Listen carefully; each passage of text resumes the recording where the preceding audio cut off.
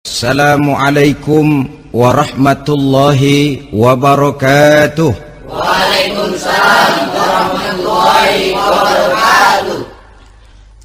Alhamdulillah wassalatu wassalamu ala sayyidina Rasulillah sayyidina wa maulana Muhammad ibn Abdullah wa ala alihi wa sahbihi wa mawalah. La haula wa la quwwata illa billah, amma ba'du. Bapak-bapak, ibu-ibu, saudara-saudara kaum muslimin rahimakumullah.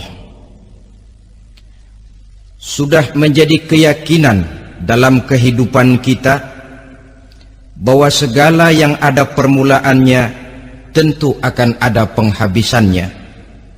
Setiap yang punya awal mesti akan punya akhir. Tidak ada keabadian dalam kehidupan dunia ini. Semuanya datang dan pergi silih berganti, berubah oleh pergeseran masa dan pertukaran waktu.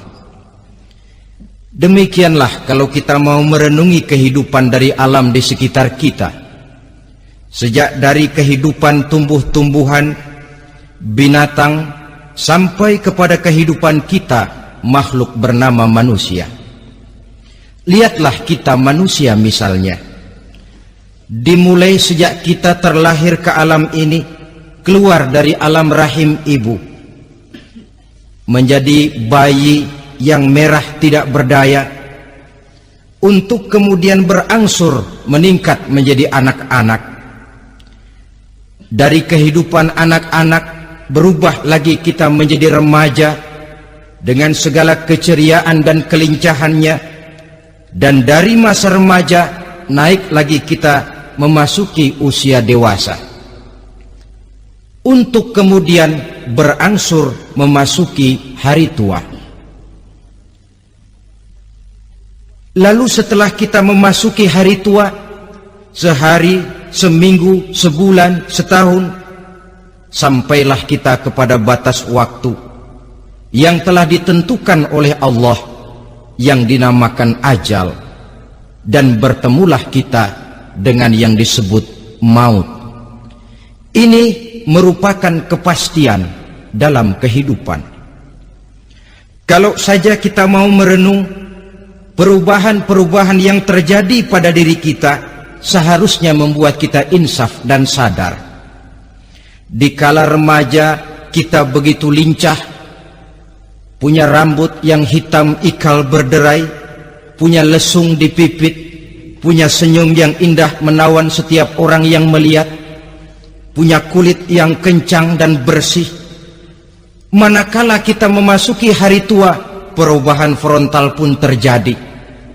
Kulit mulai jadi keriput, rambut yang tadinya hitam ikal berderai mulai memutih, nikmat berkurang. Gigi yang tadinya utuh dan sanggup mengunyah apa saja, satu demi satu permisi meninggalkan kita. Sangat boleh jadi dikala remaja kita senyum semua orang terpikat, dikala hari tua dengan kulit yang keriput dan gigi yang tidak ada lagi, manakala kita senyum mungkin orang bakal lari dari sekitar kita. Kemana keindahan yang tadinya begitu menawan? Kemana senyum lesung pipit yang tadinya menarik perhatian orang? Pergi meninggalkan kita, berubah oleh pergeseran masa dan pertukaran waktu. Nah, bila maut datang menjemput kita, selesailah kehidupan sampai di situ? Ternyata belum. Kalau lahir merupakan perpindahan hidup dari alam rahim ke alam dunia, maka mati hakikatnya merupakan perpindahan hidup dari alam dunia ini ke alam kehidupan yang berikutnya, yang dinamakan dengan alam barzah. Andai kata hidup cuma sekali, secara moral kita sanggup berkata, alangkah tidak adilnya Tuhan. Kenapa? Dalam kehidupan ini kan aneka ragam terjadi. Ada orang yang zolim, ada orang yang dizolimi, ada orang yang membunuh, ada orang yang terbunuh, ada orang yang kaya, ada orang yang miskin, Ada orang yang jujur, ada orang yang menghalalkan segala cara, sehingga banyak ketidakadilan yang terlepas daripada pengadilan dunia. Lalu orang pun bilang, di dunia ini katanya banyak pengadilan tapi sulit keadilan. Di dunia ini mudah mencari pengadilan tapi sulit untuk mencari ketidakadilan. Andai kata hidup cuma sekali, tidak akan ada hidup sesudah hidup yang sekarang ini. Bagaimanakah nasib mereka yang lepas dari pengadilan dunia ini? Alangkah tidak adilnya Allah, andai kata tidak ada kehidupan sesudah hidup yang sekarang. Tentulah akan terjadi di mana orang menghalalkan segala macam cara untuk mencapai tujuan. Yang penting kan saya kaya, yang penting kan saya punya jabatan dan kedudukan tinggi. Kalau perlu jilat atas, kalau perlu sikut kiri kanan, sikut kiri kanan, kalau perlu injak bawah, injak yang bawah. Ini prinsip daripada orang-orang komunis, dan pantas karena mereka tidak percaya kepada kiamat. Pantas karena mereka tidak percaya akan adanya kehidupan sesudah hidup yang sekarang ini. Maka saya menghimbau kepada seluruhnya, kita sudah kadung menyepakati negara ini berdasarkan Pancasila. Kita sudah kadung konsensus bahwa PKI dengan seluruh ajarannya tidak punya hak hidup di bumi Pancasila yang kita cintai ini. Maka salah satu ajaran PKI tujuan menghalalkan cara. Kita orang Indonesia yang berbudi pekerti luhur, yang punya nilai budaya tinggi, janganlah sampai mencaci PKI, membubarkan PKI, mengutukkan PKI, tapi dalam kehidupan sehari-hari prakteknya prinsip komunis kita pakai. Apa itu? Tujuan menghalalkan cara. Asal sudah tujuan tercapai, cara apapun saja halal. Itu pandangan hidup orang yang tidak percaya kepada adanya hari akhirat. Sebagai muslim yang yakin akhirat ada, kiamat pasti akan datang. Hidup tidak cuma sekali. Maka kalau kita zalim, kalau kita berbuat aniaya, kalau kita melakukan korupsi, kalau kita merugikan orang lain, boleh jadi kita terlepas daripada pengadilan dunia. Tapi ingatlah, kita tidak akan pernah lepas dari pengadilan Allah, pengadilan Qadhi Rabbul Jalil, di mana kita akan diadili dengan seadil-adilnya, dan tidak satu perbuatan yang bersifat salah, yang bagaimanapun kecilnya, yang akan lepas dari pengadilan di akhirat itu nanti. Pantas saja kalau satu hari malaikat Jibril datang menasehati Rasulullah sallallahu alaihi wasallam, yang artinya juga menasehati kita semua. Apa kata malaikat Jibril kepada baginda Nabi? Ya Muhammad, ish ma syi'ta fa innaka mayyitun. Hai Muhammad, hiduplah semau kamu, tapi jangan lupa kamu pasti akan mati. Kalau memang dilarang tidak terlarang, dicegah tidak tercegah, kamu mau melaksanakan hidup menurut maumu sendiri, persilakan, hiduplah menurut mau dan gayamu. Tapi jangan lupa, fa innaka mayyitun, satu saat kau pasti bakal mati. Dan mati itu bukan akhir dari segalanya, dia babak baru bagi kehidupan selanjutnya. Silakan hidup menurut maumu, tapi jangan lupa kau pasti akan mati. Wa'mal ma syi'ta fa innaka majziyun bih. Kerjakan apa saja yang kamu mau. Kalau kau mau menghalalkan segala macam cara, persilahkan halalkan segala macam cara. Tapi jangan lupa kau akan mendapat balasan dari seluruh amal perbuatanmu. Wa ahbib ma syi'ta fa innaka mufariquhu. Dan cintailah apa saja yang mau kau cintai. Kau cintai anak istrimu, silahkan. Kau cintai harta bendamu, tafadhal. Kau cintai tanah airmu, kau cintai pangkat dan jabatanmu, persilahkan.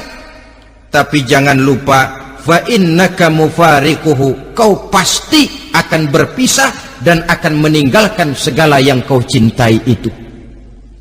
Apa Apa artinya ini buat kita?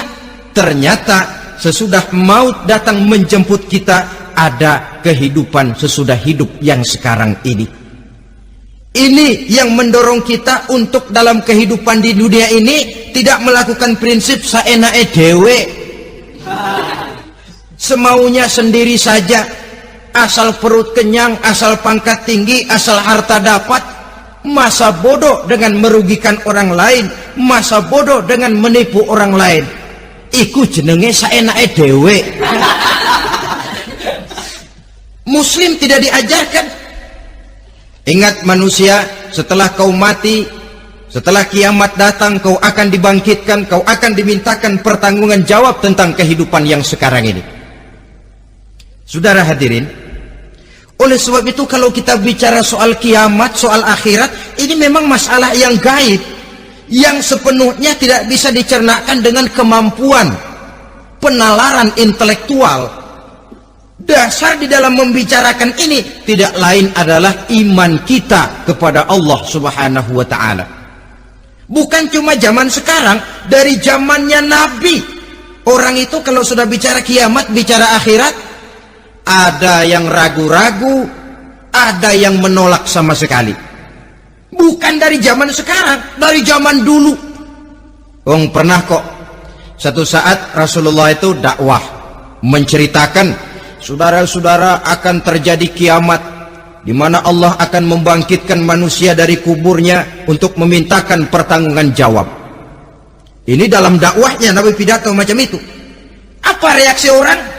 Yang beriman ya mantap, tapi yang tidak beriman, bajingan-bajingan Quraisy ini, mereka bertepuk tangan, mengejek, mencaci. Malahan ini yang luar biasa, ada dua orang kafir namanya Ubay bin Ka'ab dan Al-As bin Wa'il. Mendengar pidato macam ini, mereka buru-buru pulang ke rumah. Ngapain? Ngambil pacul. Lalu berangkat nyari kuburan tua. Dia gali itu kuburan, tulang-tulangnya diangkut, dibawa ke depan Nabi. Ya Muhammad, tulang-tulang yang udah hancur begini, siapa yang bisa ngidupin lagi? Yang macam-macam aja kamu Muhammad, nggak rasional, nggak masuk akal. Allah menjawab. Apa kata Allah? وَضَرَبَ لَنَا مَثَلًا وَنَسِيَ خَلْقَهُ قَالَ مَنْ يُحْيِي الْعِظَامَ وَهِيَ رَمِيمٌ قُلْ يُحْيِيهَا الَّذِي أَنْشَأَهَا أَوَّلَ مَرَّةٍ وَهُوَ بِكُلِّ خَلْقٍ عَلِيمٌ. Mereka memberikan perumpamaan kepada kami, kata Allah. Mereka melupakan asal kejadiannya. Mereka bertanya, siapa yang sanggup menghidupkan tulang belulang yang sudah hancur kayak begini? Qul yuhyiha allazi ansha'aha awwala marrah. Katakan kepada mereka Muhammad, yang akan menghidupkannya adalah dia yang telah menciptakannya pertama kali dulu. Kalau dia sanggup menciptakan, dia tentu lebih sanggup lagi untuk mengembalikan reproduksi ciptaan itu sebagaimana semula. Yang paling kasihan yang ragu-ragu. Akhirat itu ada apa enggak sih? Kiamat itu ada apa enggak sih? Lantaran ragu-ragu, terombang-ambing dia antara harapan dan putus asa, antara kenyataan dan idealisme. Ada yang buta sama sekali 100% terhadap keadaan-keadaan sesudah mati. Perhatian mereka hanya tercurah kepada kehidupan sebelum mati. Yang mereka perhatikan siang dan malam tidak lebih daripada urusan perut. Pergi pagi, pulang sore, peras keringat, banting tulang. Cuma soal makan, soal minum, soal pakaian, soal kendaraan, soal rumah tangga, soal anak, soal istri. Yang mereka pentingkan hanya soal-soal politik misalnya, ekonomi, pembangunan dan industri. Untuk soal-soal kayak begitu, giat betul. Habis seluruh waktu untuk memikirkan meningkatkan kebudayaan, politik, sosial, ekonomi. Kadang-kadang kurang tidur, kurang istirahat, berkeliaran ke sana kemari ke tempat yang jauh-jauh, sampai kadang-kadang terkena stres, penyakit darah tinggi, ginjal, liver, untuk memikirkan hal-hal yang semata-mata karena dunia saja. Lantas boleh jadi mereka mendapatkan kekayaan yang berlimpah ruah, mendapatkan kedudukan yang tinggi, nama yang semerbak, dikenal orang di barat dan di timur, di utara dan di selatan. Tetapi alangkah kecewanya mereka jikalau datang ajal menjemput nyawa, mati mereka, meninggalkan harta yang banyak, nama yang masyhur. Mereka disebut dengan jasa-jasanya. Radio memberitakan, TV menyiarkan, koran-koran memuat. Bahkan nama mereka kadang-kadang dikenang 2-3 tahun setelah wafatnya. Tetapi dalam pada itu, roh mereka merintih, mengeluh, menderita, karena dilemparkan oleh Allah ke tempat-tempat yang kotor. Penyesalan yang sudah tidak akan ada gunanya lagi. Saudara-saudara kaum muslimin rahimakumullah, oleh karena itu kehidupan akhirat bukanlah dongeng dan takhayul, bukan khurafat dan hayalan. Kehidupan akhirat, hari kiamat adalah kebenaran dan kepastian. Dalam surah Al-Hajj ayat ke-7, Allah Subhanahu wa taala menyatakan, wa anna as-sa'ata atiyatun la raiba fiha wa anna Allah yab'atsu man fil qubur, dan bahwasanya kiamat itu sesungguhnya adalah sesuatu yang pasti dan tidak ada keraguan-raguan lagi di dalamnya, dan bahwasanya Allah sungguh-sungguh akan membangkitkan manusia dari kuburnya masing-masing. Nah, kalau kita sudah yakin kiamat sesuatu yang pasti adanya, akhirat sesuatu yang pasti adanya, dari mana pembicaraan tentang kiamat ini kita mulai? Tentu dari diri kita. Marilah kita mencoba melihat proses perjalanan hidup ini sampai kita memasuki kiamat. Hadirin, tidak ada makhluk secantik manusia. Tidak percaya? Pernah keragunan? Nah, saudara masuk ke kebun binatang, segala macam makhluk ada di situ, ratusan macam jenis binatang. Bandingkan dengan saudara, kira-kira cakep mana?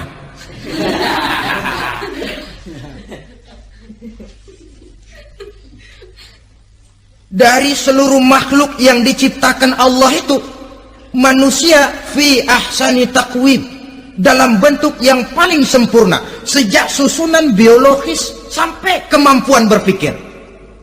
Biologis kita ya Allah, diciptakan kita begini rupa, diberikan 2 kaki untuk berjalan, 2 tangan untuk bekerja, diberikan 2 mata, dua-duanya di depan. Pernah saudara mikir kalau mata kita yang satu di depan, yang satu di belakang? Ah, rasanya nggak laku kacamata itu.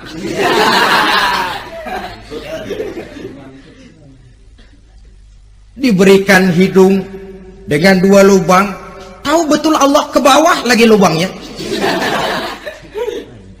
Coba pikir kalau lubang hidung kita menghadap ke atas, aduh, kalau musim hujan repot jagain hidung. Laqad khalaqnal insana fi ahsani taqwim. Sungguh telah kami ciptakan manusia dalam bentuk kejadian yang paling sempurna ketimbang makhluk-makhluk Allah lainnya. Nah, kesempurnaan manusia ini oleh karena hidupnya terdiri dari 2 unsur pokok. Pertama unsur jasmani dan kedua unsur rohani, jasad dan roh. Jasad yang terlihat sekarang ini, potongan saudara yang ngejedok di depan saya ini jasad saudara. Ini yang berasal dari saripati makanan yang dimakan oleh bapak ibu kita. Lalu hasil kerjasama yang baik antara ibu dengan bapak,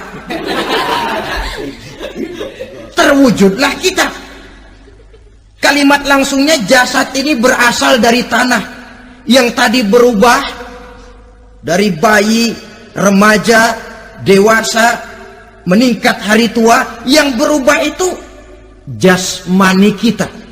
Kenapa? Karena jasmani itu materi, benda, daya tahannya terbatas. Dia berubah oleh pergeseran masa dan pertukaran waktu. Apa ada orang makin tua makin cakep? Jasmani oleh karena dia materi, dia berubah oleh pergeseran masa dan pertukaran waktu. Nah, yang menyebabkan jasmani itu bergerak karena ada roh di dalamnya. Ini yang menyebabkan kehidupan. Ini yang menjadi sumber kehidupan, pusat kesadaran dan pengertian dalam kehidupan manusia. Tanpa roh dalam diri kita, maka jasad kita, pernah lihat orang mati? Nah, itu kalau orang mati, coba perhatikan. Apanya yang kurang? Kupingnya masih ada, tapi sudah tidak sanggup mendengar. Matanya masih lengkap, tapi tidak mampu melihat. Jangankan melihat, terbuka saja tidak. Mulutnya masih ada, tapi sudah tidak bicara lagi. Telinganya cukup, tapi sudah tidak sanggup mendengar. Kakinya lengkap, tapi tidak mampu lagi berjalan. Apa penyebabnya itu? Ternyata jasmani kita, jasad ini, manakala sudah ditinggalkan oleh roh, dia tidak akan bisa berdaya apa-apa. Tidak mampu berjalan, tidak pula berbuat, tidak pula bekerja apapun saja. Saudara-saudara, dua-duanya punya kebutuhan. Jasmani ada kebutuhannya, rohani pun ada kebutuhannya. Jasmani yang jelas perlu makan, perlu minum, perlu tidur, perlu pakaian, dan sebagainya. Nah, apabila saat berpisah datang, ajal sampai, berpisahlah roh dan jasad.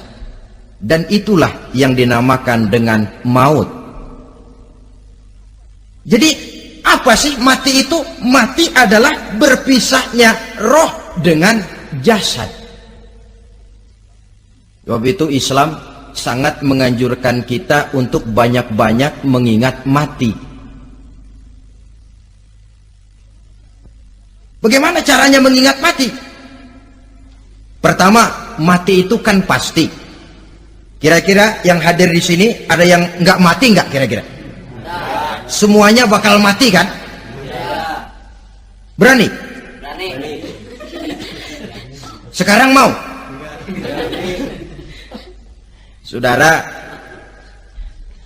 sebenarnya kalau kita merenung lebih jauh, orang itu tidak perlu takut mati. Walaupun tidak boleh terlalu berani menghadapi mati. Karena bagaimanapun takutnya kita kepada mati, toh dia pasti datang. Bagaimanapun beraninya kita mati, kalau belum ajal ya tidak mati juga. Jadi muslim itu kan harus berani menghadapi hidup dan tidak takut menghadapi mati. Mati adalah sesuatu yang pasti. Muslim dianjurkan banyak-banyak mengingat mati dalam kehidupan. Caranya bagaimana? Pertama, berziarah nengokin teman yang sakit. Ya? Suka nengokin teman yang sakit enggak? Oh, itu pahalanya kata Nabi. Menengok orang yang sedang sakit lebih afdol daripada sholat sunnah 1000 rakaat. Apa pernah saudara sembahyang sunnah sampai 1000 rakaat? Nengokin orang sakit pahalanya lebih afdol daripada itu. Kenapa menengoki orang sakit mengingatkan kita kepada mati? Iya ya, ini teman saya yang kemarin seger banget, bercanda sama saya, ketawa sama-sama, sekarang terbaring tidak berdaya, hilang kemampuannya, hilang keceriaannya, sakit. Iya kalau sembuh, kalau ajal, iya sekarang giliran dia, kalau jatuh ke saya. lalu menghibur teman dengan kata-kata yang enak yang akan mendatangkan sugesti supaya dia cepat sembuh. Jangan nengokin orang sakit jujur, sakit apa lo? Perut. Emang teman gua kemarin sakit begini mati ya? Wah, itu orang bisa jadi shock lantaran etika kita tidak akan sampai ke sana. Menjenguk orang sakit akan mengingatkan kita kepada mati. Apalagi ziarah kubur. Ada yang orang tuanya sudah meninggal? Nah, kalau ada, ya tidak bisa tiap hari, sekurang-kurangnya seminggu sekali. Jumat pagi misalnya, ziarah kita ke kubur. Sehingga kalau kita masuk kubur kan ada etikanya. Assalamualaikum ya ahlal kubur wa inna insyaallahu bikum lahikun. Hai penduduk kubur, keselamatan bagi kamu dan kami yang masih hidup sekarang ini insya Allah pasti bakal nyusul kamu. Iya, yang kemarin gagah benar sekarang terbaring tanpa daya. Ini unggukan kuburannya. Yang kemarin ada sekarang sudah tidak ada. Kemana dia? Kami satu saat pasti akan begini. Ingat mati. Lalu apalagi yang bisa membuat kita ingat kepada mati? Mengawal jenazah. Bukankah sangat dianjurkan oleh agama? Bahkan kalau bisa sejak mengurusnya, memandikannya, mengkafankannya, menyolatkannya untuk kemudian mengantarnya ke kubur. Hari ini saya antar dia ke kubur, besok boleh jadi saya yang diantar orang. Hari ini saya solatkan dia, besok boleh jadi saya yang disolatkan orang. Hari ini saya masukkan dia ke liang lahat, besok mungkin giliran saya dimasukkan orang ke liang lahat. Ingat mati, tumbuh kesadaran. Lalu daya positifnya dalam kehidupan apa? Nah, saudara-saudara hadirin, orang yang mengingat mati bukan lantas menjadi lemah dalam kehidupan, menjadi putus asa, sedikit semangat, terbentur kesulitan, mudah frustasi. Bukan itu tujuannya kita diperintah mengingat mati. Jelasnya Islam menganjurkan kita untuk mengingat mati guna maksud-maksud yang positif, supaya orang lalu sadar hidup ini cuma sebentar. Maka mumpung hidup, nah ini mumpung, tapi mumpung yang baik. Mumpung hidup, maka hidup yang singkat ini harus saya pergunakan dengan sebaik-baiknya, melakukan kebajikan yang sebanyak-banyaknya, menjauhkan rasa malas, menunggu keajaiban yang datang dari langit, berleha-leha, bermain-main, sementara maut kalau dia datang tidak pernah main-main. Pantas kalau seorang penyair bernama Syauqi memesankan, tazawwad bittaqwa fa innaka la tadri idza hanna al-lailu hal ta'ishu ila al-fajri, kam min sahihin mata min ghairi illatin wa kam min alilin 'asha hinan minad dahri. Persiapkan dirimu dengan takwa, sebab kamu tidak tahu apabila malam datang kamu masih bisa hidup apa enggak besok pagi. Apa ada jaminan saudara yang kumpul di depan saya malam ini besok masih bisa hidup? Tidak. Ada jaminan? Tidak ada sama sekali. Kam min sahihin mata min ghairi illatin. Berapa banyak orang sehat mati nggak pakai sakit lagi. Sebabnya kadang-kadang ringan saja. Ada yang cuma jatuh di kamar mandi mati. Ada yang cuma ketiban pensil. Iya, kalau ketiban pensil 3 peti masa nggak mati. Ta'addadatil asbab wal mautu wahid. Sebabnya boleh jadi macam-macam, tapi mati satu juga, yaitu mati. Dia seperti kelapa yang terlalu tua jatuh ke bawah, yang kembang baru keluar pun jatuh ke bawah. Itulah mati. Dia datang menjemput yang bayi, dia datang mengambil yang anak-anak, dia datang juga kepada yang remaja, kepada yang dewasa, kepada yang tua sekalipun. Jangan yang remaja lalu berpikir, gua rasanya masih jauh banget mau mati. Ini sesuatu yang pasti yang kita tidak pernah diberitahu kapannya. Kalau dikasih tahu kapannya kan kita bisa, umpama malaikat maut datang ke rumah saya, saudara Zainuddin kau mati 80 tahun lagi. Oh saya kan berhitung, masih lama, poya-poya aja dulu Tapi ini tidak pernah diberitahu kepada kita. Lantaran tidak diberitahu itulah kita perlu bersiap-siap dengan selalu mengingat-ingat mati yang mendorong kita untuk berbuat positif. Satu contoh peringatan mati yang mendatangkan positif pada peristiwa ketika turun perintah hijrah. Ketika di Mekah sudah terpepet turun perintah hijrah. Ini sahabat yang berangkat hijrah, jangan dikira semua bulat hati. Ada yang mikir, kalau saya hijrah berangkat dari Mekah ke Madinah, nanti di tengah jalan dicegat oleh kafir Quraisy lalu dibunuh, mati saya. Takut mati. Allah peringatkan, kullu nafsin za'iqatul maut. Kamu disuruh hijrah saja takut mati, padahal kamu tahu semua yang hidup bakalan mati. Diam saja di Mekah mati, hijrah ke Madinah pun akan mati. Mendengar ayat ini, Sayyidina Umar bin Khattab seperti dibakar semangatnya. Kalau sebagian sahabat hijrah sembunyi-sembunyi, beliau mau hijrah itu malah bajingan Quraisy dikumpulkan dekat Ka'bah. Pidato, ya ma'syara Quraisy, dedengkot Quraisy, dengerin. Besok pagi yang namanya Umar bin Khattab mau hijrah dari Mekah ke Madinah. Siapa yang kepengen kepalanya berpisah dengan badannya, persilahkan cegat Umar di jalanan. Besok dengan tenang dia berangkat hijrah, gak ada yang berani nyegat. Tuh Quraisy juga barangkali mikir, gue ngapain nyegat penyakit.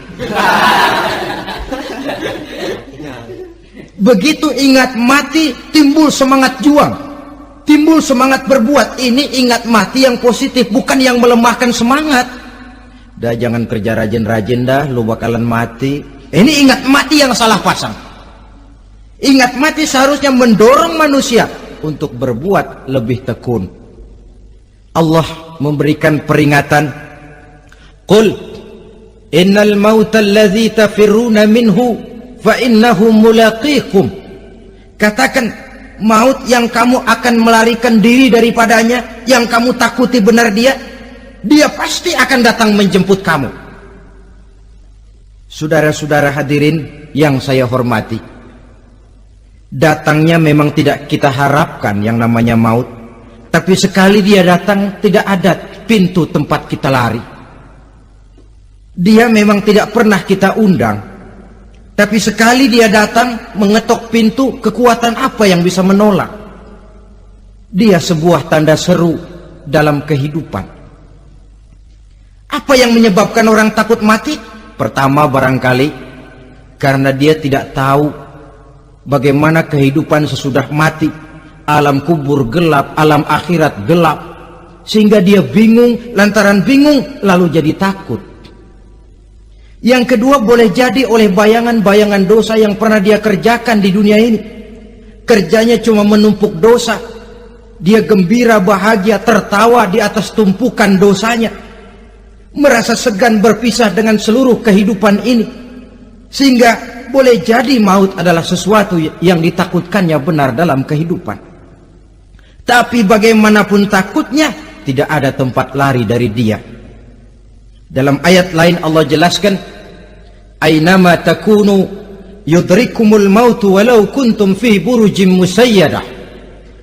Di mana saja kamu berada, dalam benteng yang paling tangguh sekalipun, maut pasti akan datang menjemput kamu.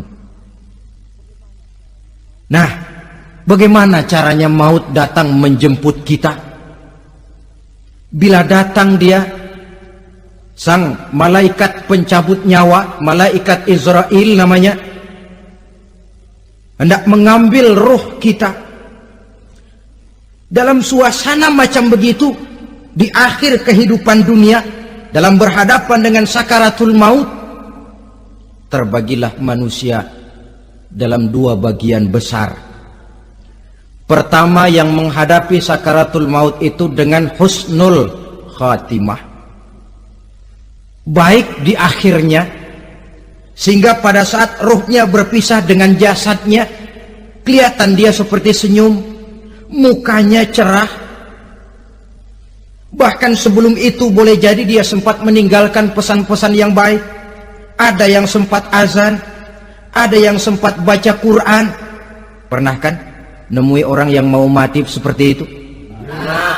Yang sempat azan, yang sempat baca Quran, yang sempat meninggalkan wasiat-wasiat yang baik. Sebab apa? Malaikat maut datang menjemput mereka juga dengan baik-baik. Dicabut ruhnya perlahan-lahan, tapi sungguh pun perlahan-lahan. Pedihnya, sakitnya tetap tiada tara.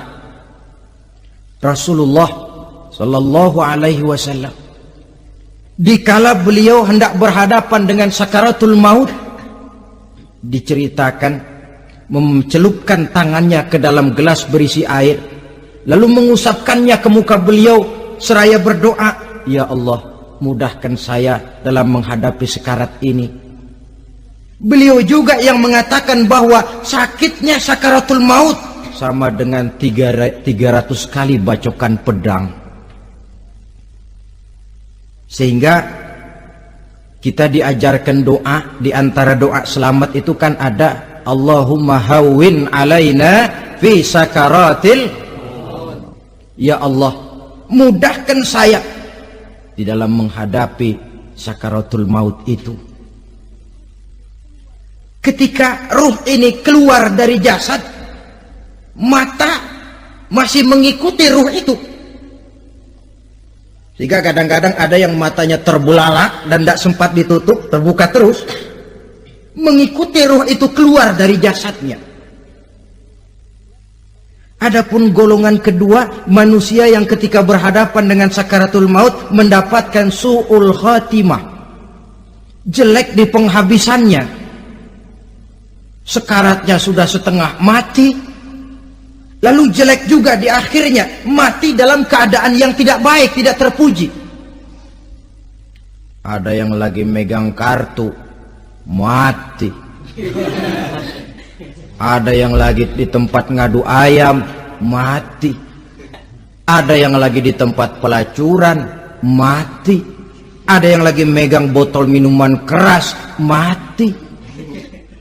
Nih barangkali malaikat maut gemes banget nariknya, lu bajingan, lu tarik terus kan. Mati su'ul khatimah. Makanya bagus itu. Kadang-kadang di majelis-majelis taklim kan sering dibaca, ya Allah biha, ya Allah biha, ya Allah bihusnil khatimah. Kan ada itu? Ada enggak? Saudara hadirin, mohon agar oleh Allah kita diberikan husnul khatimah, baik di saat ruh akan berpisah dengan jasad. Ini sesuatu yang pasti. Sang malaikat maut datang menjemput nyawa. Setelah ruh berpisah dari badan, maka tinggallah sang badan, ditangisi oleh semua yang kita tinggalkan. Sehingga kepada putrinya Fatimah, ketika malaikat maut datang hendak menjemput baginda Nabi, beliau berkata kepada anaknya, Fatimah, kamu tahu siapa yang datang? Saya tidak tahu, Bapak. Yang datang hadimul lazat, itu dia yang menghancurkan seluruh kesenangan dunia, wa qati'us syahwat, yang memisahkan kita dengan seluruh yang kita cintai. Dia malaikat maut, Pak. Manakala jasad sudah ditinggalkan oleh ruh, itulah yang dikerubungi orang. Anak menangis, istri menangis, orang tua bersedih, teman-teman merasa kehilangan, menangisi jasad. Diuruslah jasad kita, dimandikan sebagaimana mestinya, dikafankan dengan kain putih 3 lembar, itu yang hendak kita bawa kembali ke tempat asal kita. Pakaian sutra, jas yang mereknya Switzerland wool, kain yang Samarinda, sepatu yang Belly atau Beltoni, jam tangan yang Rolex, kendaraan yang serba mewah. Tidak ada yang menyertai kita. Kain putih 3 lembar itu saja lagi. Demi setelah dikafankan, dibujurkan kita menghadap ke arah kiblat, orang banyak pun datang menyolatkan kita dengan 4 takbir, diiringi dengan doa. Lalu upacara pelepasan, berangkat kita meninggalkan anak, istri, suami, kampung halaman, tanah air, bahkan alam dunia ini. Selamat tinggal alam dan seluruh isinya. Tinggallah yang tinggal. Saya akan kembali ke tempat asal dari mana saya datang, untuk kembali mempertanggungjawabkan seluruh perbuatan saya dalam kehidupan ini. Manakala upacara pelepasan selesailah sudah, dimasukkan kita ke keranda jenazah, digotong orang, bismillah wa ala millati rasulillah, dibawa ke tempat peristirahatan terakhir katanya. Padahal dulu kalau mau kita istirahat, ke villa lah kita, ke Bali lah kita, ke Hong Kong lah kita, ke tempat-tempat tamasya yang indah. Oh, rupanya akan sampai juga perjalanan menuju tempat peristirahatan terakhir, yang luasnya tidak akan lebih dari 2 kali 1 meter. Diusung orang kita, diantarkan orang banyak. Manakala sampai ke atas liang lahat, pengusung jenazah dibuka, diturunkan kita ke liang lahat, dibaringkan. Gumpalan tanah akan jadi bantal kita, muka dibuka, dihadapkan ke arah kiblat. Setelah itu ditutup liang lahat kita dengan kayu. Masih belum kurang, diuruk dengan tanah. Yang menguruk orang-orang yang tadinya mencintai kita, menyayangi kita. Tapi ketika jasad sudah ditinggalkan ruh, habis rupanya cintanya. Coba jasad kalau sudah ditinggalkan ruh, 3 hari aja di rumah, serem. Ya mayit, siapa yang betah nemenin mayit? Lalu bila upacara pemakaman selesai, maka berusahalah semuanya. Para pengantar akan kembali ke rumahnya masing-masing. Maka masuk kita ke alam kehidupan, yaitu yang disebut alam barzakh atau alam kubur. Apa selesai hidup sampai di situ? Tidak. Hanya beberapa langkah setelah yang mengantar kita pulang. Diriwayatkan dalam hadis Bukhari dan Muslim, bila seseorang sudah diletakkan di kuburnya, lalu yang mengantar kembali pulang, maka roh si mayit akan dapat mendengar bunyi terompah orang yang pulang itu. Bunyi terompahnya terdengar. Datang 2 malaikat menanyakan dia dengan pertanyaan-pertanyaan yang kalau bisa dijawab dengan betul, 2 malaikat yang bernama Munkar Nakir akan bilang, jawabanmu betul, tenanglah kau di sini, naumatal arus, tidurlah kau di sini seperti tidurnya pengantin. Orang yang baik-baik di alam kuburnya akan mendapat nikmat kubur. Sehingga masa penantian yang lama, sebab jangan lupa, kita masuk ke kubur itu kan menunggu sampai datangnya hari kiamat. Jadi kalau kiamat umpama masih 1000 tahun lagi, ya 1000 tahun kita menunggu. Orang yang baik-baik, penantian di alam kubur, kata malaikat, naumatal arus, tidurlah kamu seperti tidurnya pengantin. Bagaimana sih tidurnya pengantin? Nggak berasa. Iya, kata anak sekarang, endah aja udah. Begitu mendusin pagi, kata lakinya, malam sebentar bener ya Neng. Sebentar betul katanya malam. Iya, tentu saja tidak terasa. Kenapa? Dia tidak pernah memikirkan waktu. Terbawa oleh kenikmatan dan kelezatan yang dirasakannya dalam kehidupan. Tapi orang kafir, orang yang dosanya bertumpuk, tidak sanggup menjawab pertanyaan dua orang malaikat, maka dia akan mendapat azab di alam kuburnya terus menerus siang dan malam sampai datangnya hari kiamat.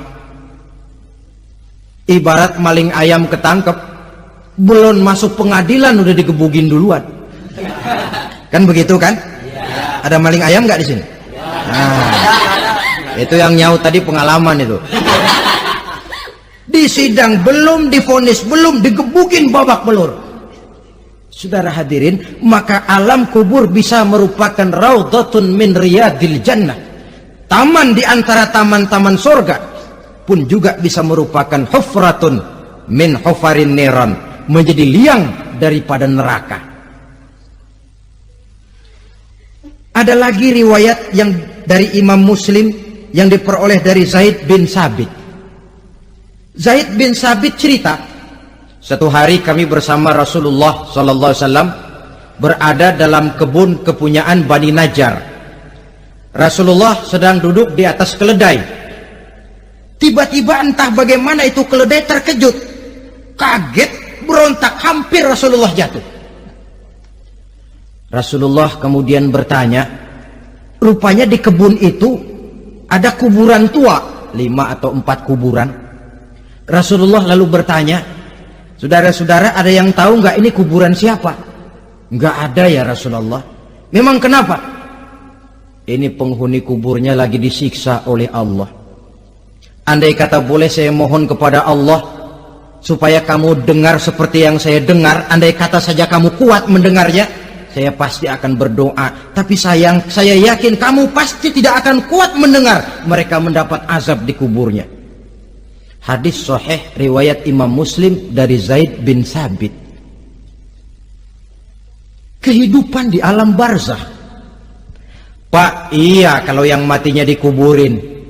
Lah kalau yang matinya dia ceburin ke laut, dibakar, di medan perang hilang gak ketahuan kemana jenazahnya.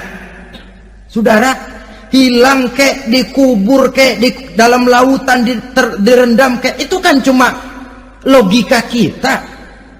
Menurut Allah tidak ada perbedaan orang mati dikubur di dasar lautan, atau dibakar sampai jadi abu, atau gugur di medan perang tidak ketemu jenazahnya. Entah mereka tetap masuk ke alam barzah namanya.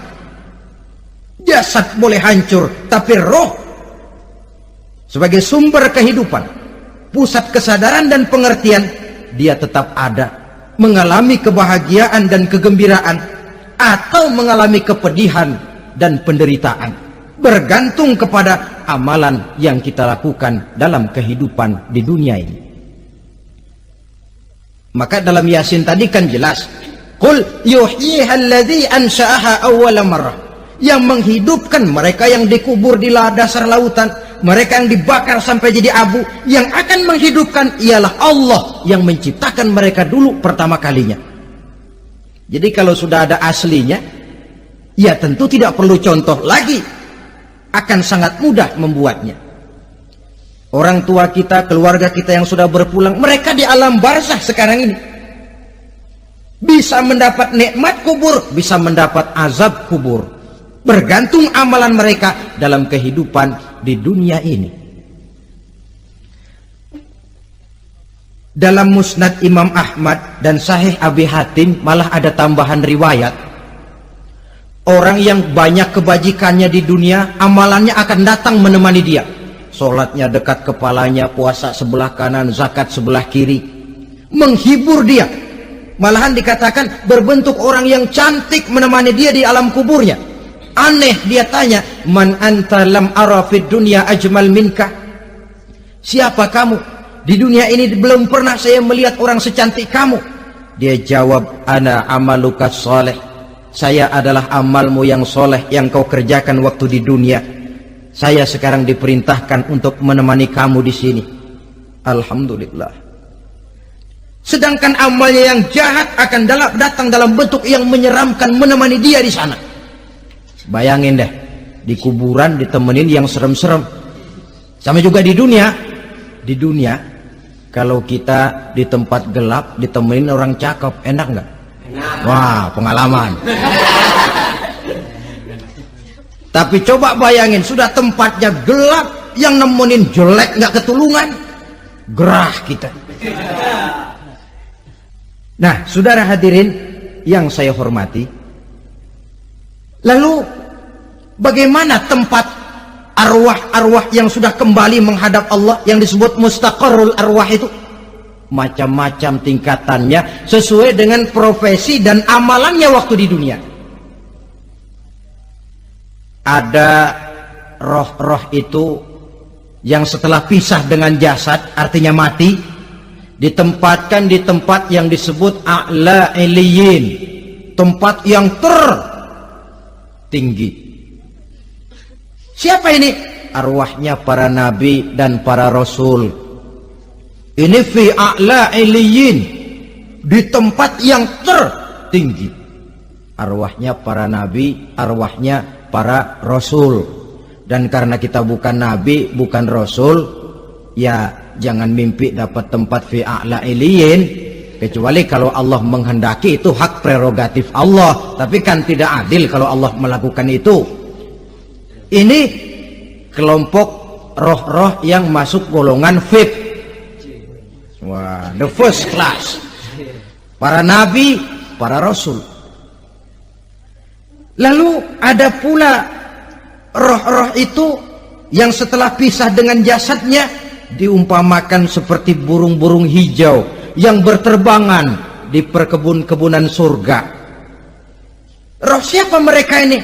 Rohnya para syuhada, orang-orang yang mati syahid gugur membela agama.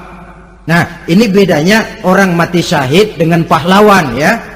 Apa bedanya syuhada dengan pahlawan? Kalau syuhada, orang yang gugur membela agama, niatnya karena Allah, mati syahid. Kalau pahlawan, orang yang gugur membela negara, orang yang dianggap berjasa kepada pemerintah. Klimaksnya, kalau orang mati syahid jelas surga, tapi pahlawan belum tentu surga. Kenapa? Bergantung kepada negara macam apa yang dibelanya dan pemerintah model mana yang dibelanya. Di negara-negara komunis misalnya, banyak nggak pahlawan? Banyak. Dengan sekian tanda jasa yang mati di medan perang dan sebagainya.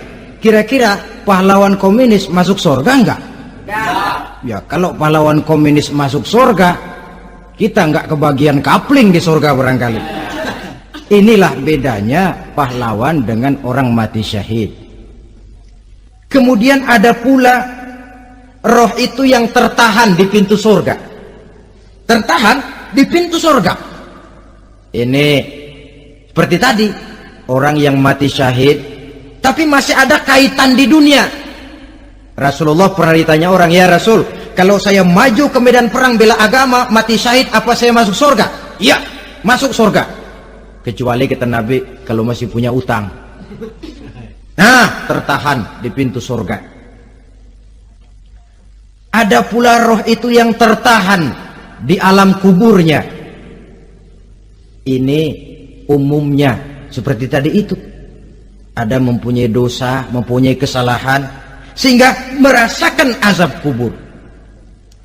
Ada juga roh itu yang tertahan di permukaan bumi. Mereka yang dalam hidup selalu menumpuk dosa-dosa yang besar, meninggal sebelum keburu untuk bertaubat. Saudara hadirin yang saya hormati, inilah yang kita khawatirkan.